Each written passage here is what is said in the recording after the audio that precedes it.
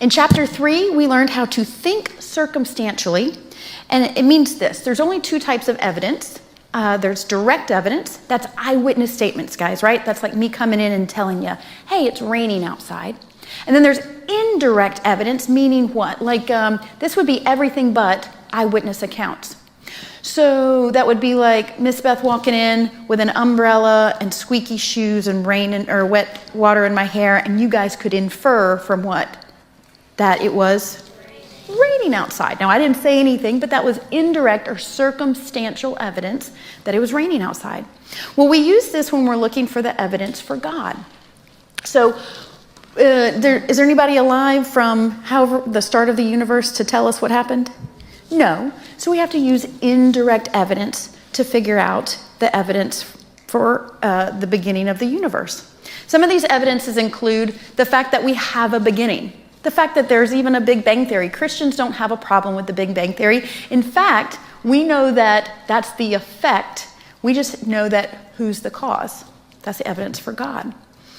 A finely tuned universe. We know that there is fine tuning that gives us evidence. Do me a favor, take a deep breath. You just breathed in 21% oxygen. Not 19, not 25, 21%. Who set that 21%? So that we don't spontaneously combust, so that we don't suffocate. That's a finely tuned amount. Atheist scientists don't have a good explanation for that. They come up with a lot of theories, like a multiverse, but they don't really have any good explanation for the finely tuning of the universe. And there's other metrics, like gravity or electromagnetism, right, or strong or weak nuclear forces. I don't have a good explanation for that. That's another evidence for God. What about the information in our DNA? So a few years ago, I came out to my Jeep one time, and in the dirt on the back window was written, Noah was here. Now, I didn't even for a second think that was the rain or the wind perfectly kind of moved the dirt to make an N or an A or an A or an O or an A or an H. I kind of knew that was evidence of a mind named Noah. Now we have a message written in every cell of our body that's even longer than those 4 little letters. And they're perfectly placed, and that's evidence of a mind, the message in our DNA.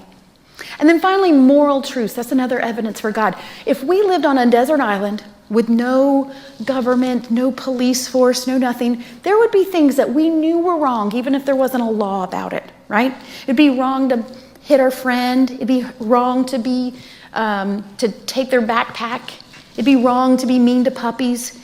Those are laws that are written even without a person telling us. That's evidence of an objective moral lawgiver.